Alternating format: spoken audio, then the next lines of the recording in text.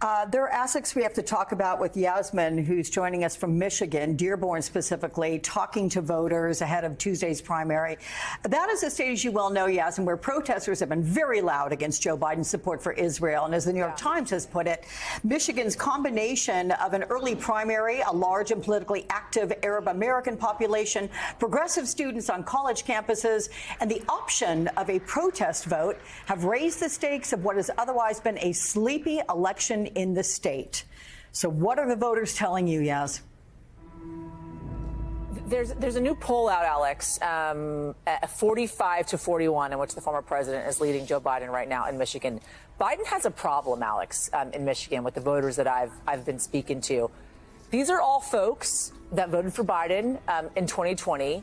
They have committed to voting uncommitted in the Michigan primary next Tuesday. And two of them are very much on the fence in voting for him for re-election in November. The other two absolutely will not be voting for him. They are angry about Gaza. They are angry he has not called for a permanent ceasefire as of yet. And they're angry that he has not come through on the promises he made when he was running for president back in 2020. Let's take a listen, Alex, to some of what they said and how they think or they believe Biden could possibly make up their vote between now and November. Is there a pathway forward for you with Biden? Oh, absolutely not. You cannot keep killing people with our money and just keep thinking that, oh, we are stupid enough to elect you again, because we'll fall in line. We'll forget. This is an insult to me as a voter. For you, Biden has a pathway forward. Biden has a pathway forward. It's not. And what does that look like? That is him calling for a permanent and immediate ceasefire. The straightforward, simple answer for the Biden administration is push for a ceasefire, stop aiding Israel in their war crimes, and I guarantee you there are enough people who would be willing to deal with it and vote for the man. It is, in so many words, insane to me to have the Democratic Party and the Biden administration sit here and essentially say, if Trump happens, it's your fault. If you don't want a Trump presidency, then are you not worried about what he could do domestically to this country? I am. It's like a vaccine. I'm willing to take short-term pain for a long-term gain.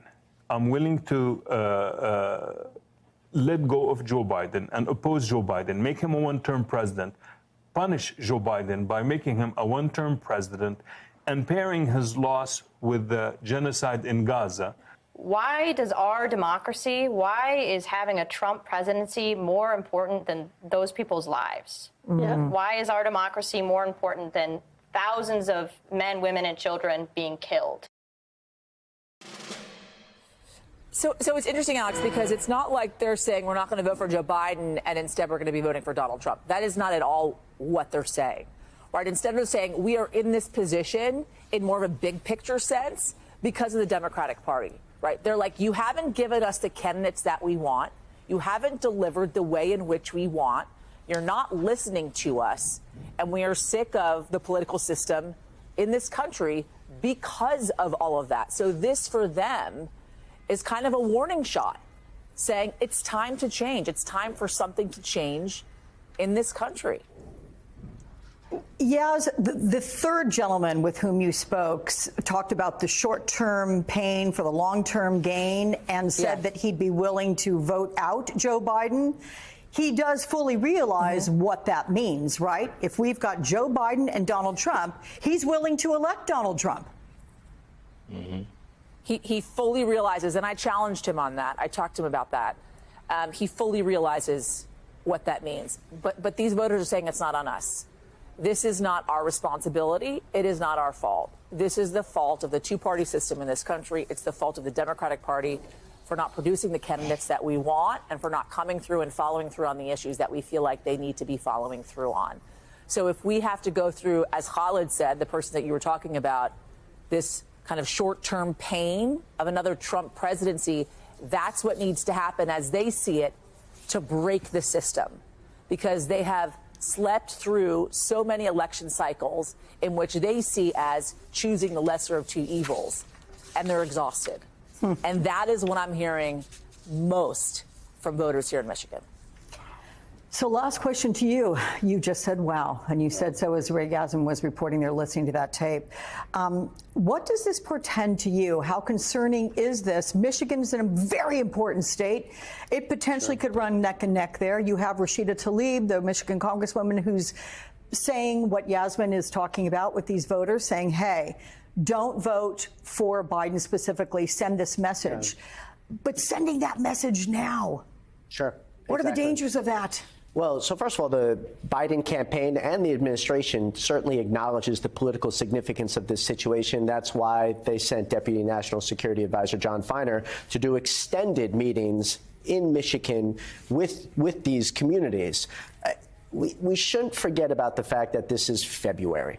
Yeah. And so if this there's time, you think? There's time for the campaign and the administration to address this. And what I would virtually guarantee is every Biden supporter or former Biden supporter who is a part of this coalition is sending this message in such an ardent way right now because they are hoping to reach some form of consensus. And you're going to see that start to play out. So there's a lot that is going to change, but certainly what can happen, and this is just raw politics. This isn't a commentary on the conflict itself. The Biden campaign will not ignore this issue and their voices, and you will certainly see them making very, very concerted efforts to mend some of these divisions and bring their coalition back together. Can we go back quickly to you, Yasmin, if you're still there, and just get you to react to what the congressman just said? Yeah.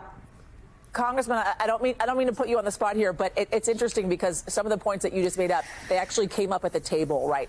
This idea of timing, and the president has said this, there's time, right, to make up the difference between now and November, and they have sent an entourage of people. They've sent folks from the White House to respond to some of these concerns in Michigan.